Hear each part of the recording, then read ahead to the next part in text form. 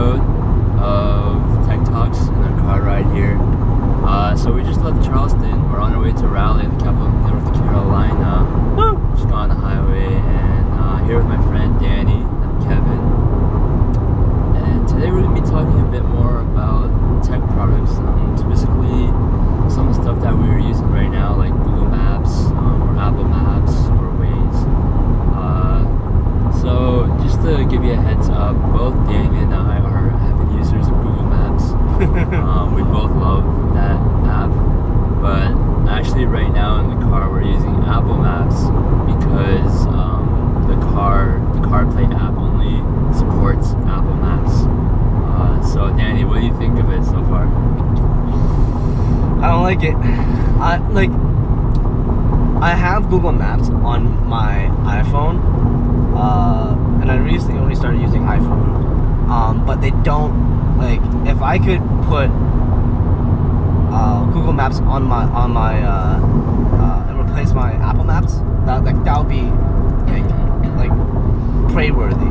But I can only use Apple Maps now on my in my car, which is a Honda Civic Hatchback 2018. So earlier Danny was talking about about Waze and how great and efficient of an idea it was. Yeah. So why don't you talk a little bit more about that? I think the simplicity of it. I feel like the simplicity of Waze is so smart. In a way, it's like when where there's traffic, where there's accidents. They give you the most efficient route. Obviously, it's not simple in the back end, but to the user, the end user, it's beautiful. And the idea that I was telling Kevin, I was I wish I came up with it because it was kind of one of those stupid kind of ideas. But yeah, and you were talking something about it. You were saying something about I was talking about how 10 years ago, even 15 years ago, it wouldn't be possible to make an app like Waze because, first of all, smartphones weren't really popular back then, but also the data wasn't there. Apps like Google Maps and Waze and Apple Maps, they use a lot of data to download the map information, right? These are all images. So back then, data wasn't as cheap as it was now, so an application like Waze or Google Maps wouldn't really be popular mainstream back then. So I guess the timing of these apps were just right for it to penetrate into the market.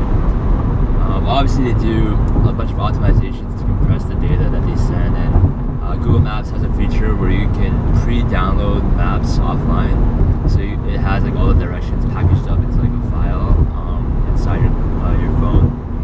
But still, if you're going to travel a long distance and you don't have the maps downloaded, you could use maybe 200 megabytes a trip, and that's still a lot if you're driving a lot.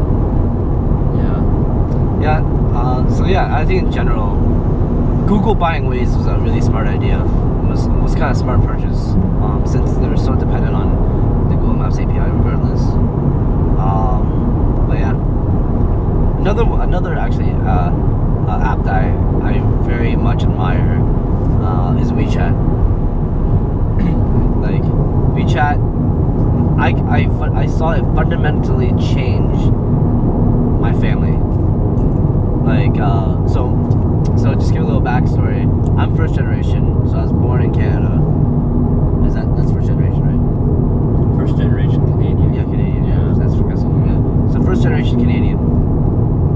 And so a lot of my mom's side, all my mom's side, my aunts and uncles, I have 5, all here, all in Canada. Well, not here, just in the States. But yeah, and I could never imagine them using technology.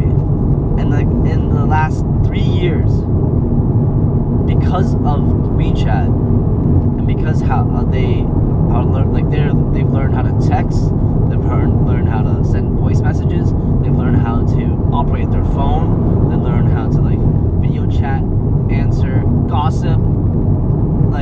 They've learned all that. Well, the gossiping part was always a thing, but not on their phone. Maybe through calling, but it's amazing. And I remember just 3-4 years ago, or maybe probably 4 years how to make calls, and then a month after that, I taught them how to download WeChat, and then now it's at the dinner table. I always have to tell them to put their phone down because they keep WeChatting, and it's crazy to me, mind-boggling to me that people like the generation now 60, even 70-year-olds are catching up and playing with their phones. Now that's incredible. I don't know, and keep in mind that that was not a thing. Like now we're at this age where not doing that is kind of stupid. Like everyone should have a phone, but they were at the age where they looked at a computer and then just it just looked like a box, right? So it was amazing. Yeah, same with my family. So both my mom and my dad, they've gotten smartphones in the past maybe 4 years or 5 years, and basically the most used app that they use is WeChat. That's how they connect with family back home in China. That's how they share their updates. It's basically their Facebook. Yeah. But when you're in China and you have the Chinese version of WeChat from the Chinese App Store, you can do a lot more with it. You can call rides with it. In China, they're called Didis. This is the Chinese Uber. Didi cars, basically, they come pick you up, and then you pre-enter a destination, and it's all paid for through the WeChat app. You can pay off loans, you can pay mortgage, there's a QR code that acts as your wallet, so it's like a part Square app as well. Yeah, so you basically have it's like WeChat Pay. You can have a digital wallet in WeChat. You load it up with money with your bank account, and almost everybody in China takes it. Like I went to China 2 months ago. We were in a really rural flea market area, and when I asked the merchant how I could pay, he said that he would prefer if I took out my phone and showed him my QR code so he can scan my QR code to take funds from my wallet. And I told him that I didn't have the Chinese version of the WeChat. Looked at you like, what a loser. So I wasn't able to pay with his preferred method. I had to pay cash, which is actually outdated now because in China they have a problem with counterfeit bills. So it's just crazy how much WeChat has changed a country of 1.4 billion people. And something like that is super amazing to me is that because of WeChat, the car back of his car says Trump. The one thing that's really amazing to me is that a lot of obviously I'm just seeing this from my perspective as a son of an immigrant who basically was my childhood is basically her childhood friends are basically all disconnected, right? Everyone has their own life, whatever. But because of WeChat and because of the flexibility and the virality of WeChat, now a lot of her childhood friends, her high school friends and middle school friends, all have WeChat. So now when they go back, they have the WeChat group to connect everybody to go meet up, and even my mom was she never thought that was possible. It's one person goes in and then they bring in 10 other classmates, and then the 10 other classmates, one of them brings another 10 in, and it just keeps going, and now the group is so huge that they basically have their whole school connected, no school connected. And I think that was amazing. And then you get to see where everyone is at. Man. Yeah, WeChat. How about you? What app? What business or company or app technology makes you kind of ponder? Makes me ponder it.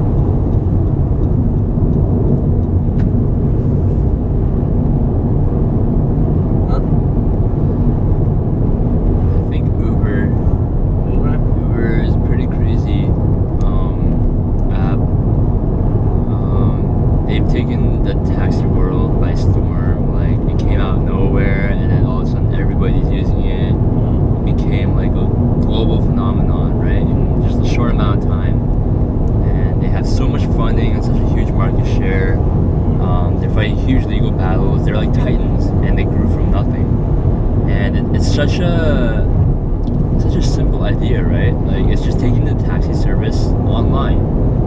It's making it digital, right? So you can order basically taxis from your phone, but instead of like professional taxi drivers, it's peer-to-peer. You have normal people who just want to make a few extra bucks, give you a ride. Of course, there's like the verification and fraud detection and everything like that, but once that's through, you basically have this huge community platform that everybody needs. You know, transportation is a basic necessity that everybody will need, and solve a lot of problems where people don't have to drink and drive. It's solve a lot of problems where people don't have to walk through dangerous areas alone at night, and problems where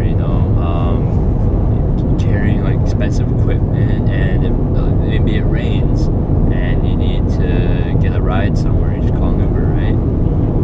So yeah, it's just something that solves a lot of problems on such a simple ground.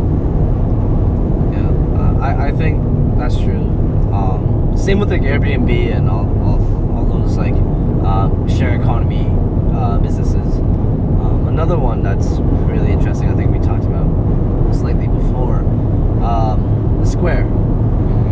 Not just Square because it's a POS system. There's a lot of POS system startups out there, but for this Square, like Clover and stuff, but for Square, one of their businesses, like one of their section businesses, are that they will lend money to small businesses, become like a sort of a bank, and through the transactions that they take a portion, they'll take a small percentage of to what's it called, to pay off that debt.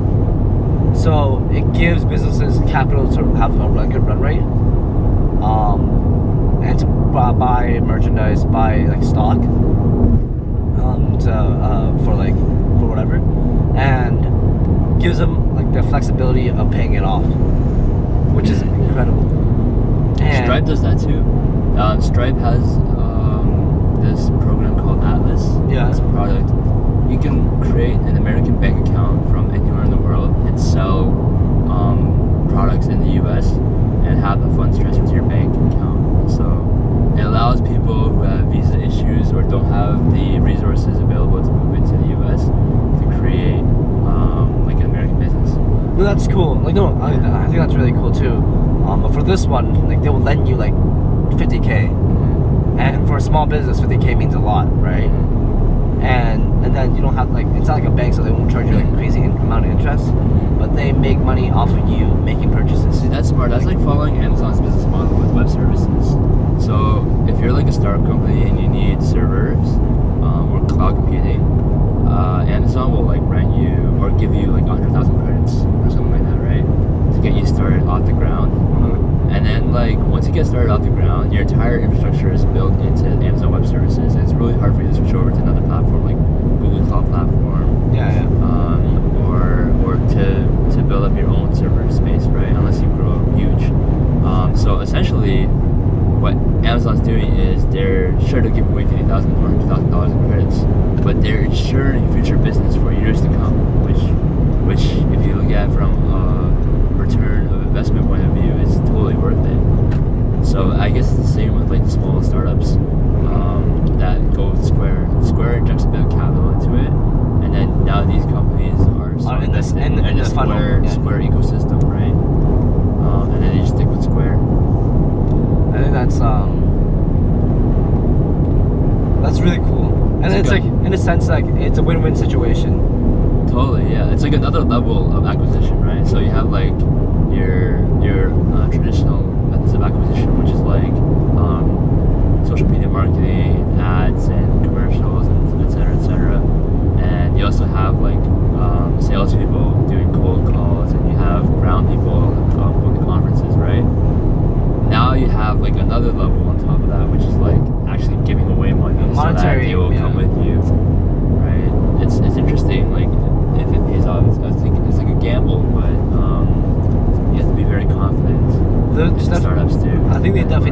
any win and losses. Like, but then I'm assuming that they obviously know that the wins are way better, outweigh the losses, right? Well, in the case of Amazon, it's like if they don't do it, somebody else will. Yeah. Like Google, GCP will give credits to. Yeah. DigitalOcean will give credits to. Right. Azure will give credits to. Yeah. But yeah, they have to give a lot more for somebody to go to Azure. I mean, no offense to Azure, but they were late to market. Their web console is a lot harder to use. It's not really well designed, and some of their tech is a lot older than what you would see on Amazon or GCP. Like, it took me forever to figure out that I could spin up a Linux server in Azure, but in Amazon Web Services or GCP, you can have like a Ubuntu box up, and like it's like the default image, right? So like Azure is great, and I've used Azure before, and I've eventually figured it out in the end. But like Microsoft will try and push like Microsoft specific technologies onto you. Like they make it really easy to spin up a .NET server. They make it really easy to spin up like a Windows database, but sometimes you want something a bit more open, a bit more Unix, like MySQL or Ubuntu, and Microsoft makes it really hard to do that. So that's why I'm not a huge fan of Azure. Because they shove down their tools down your throat. Kind of. Exactly. They try and make everything like Microsoft only, and I'm not a huge fan of that. Right? I want, as an engineer, I want to have the ability to freely choose my technology which suits the application that I'm trying to build. No, that's true. I think that's in terms of technology. Those are actually. I want to give a shout out to Roblox. Why is because I actually never really knew about Roblox. I just know kids play it. But that company really intrigues me in a way that a lot of people are trying to make STEM, like get kids into STEM, especially like the minorities, and like the underserved communities. Like they want to get them into STEM, right? And everyone's like, we'll make education fun, we'll make get them interested fun, but no one's really doing it, right? It's still kind of like gray. But Roblox is actually not only doing it, but they're allowing them to get paid, which is really cool. They pay kids to use their product. Well, they don't pay kids to use their product, but kids or whoever could go on Roblox and build like code, make games, and if people play it, they will get paid. And I think they already have that system down, that economy down. So not only are they encouraging kids to learn how to code on their platform, but they're also saying like, hey, if you do it, like you'll also have monetary means as well. But that brings up the whole issue of like child labor and ethical issues about like where you're like addicting kids to the computer by monetizing, like incentivizing them, right? There's a whole bunch of like child privacy protection acts in place against this sort of thing, so it makes it really hard for Roblox to proceed with this kind of business model, right? Yeah, but it's at the same time, it's like you could say any company could overextend, right? And then people, there's always going to be people that's going to try to take advantage of the system. Totally.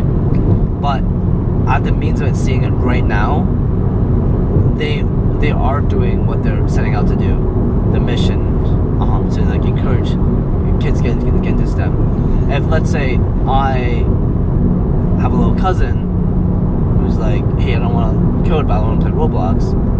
Now I'll encourage them to play just so knowing that that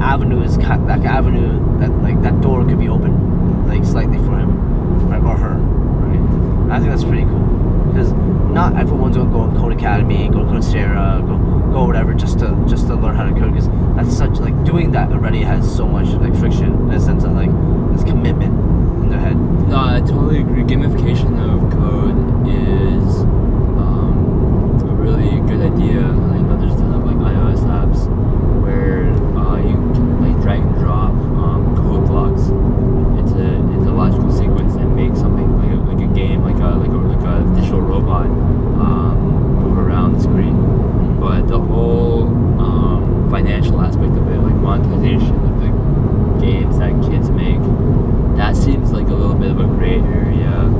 think there's definitely rules to and like restrictions. I'm sure like they will have rules because I'm sure they don't pay like little kids. I think like, you have to be like at least 13 years old or something to like play something in the app store. I'm not too sure about the logistics of it, but I just know that some kids get paid like 80 to 100K a month.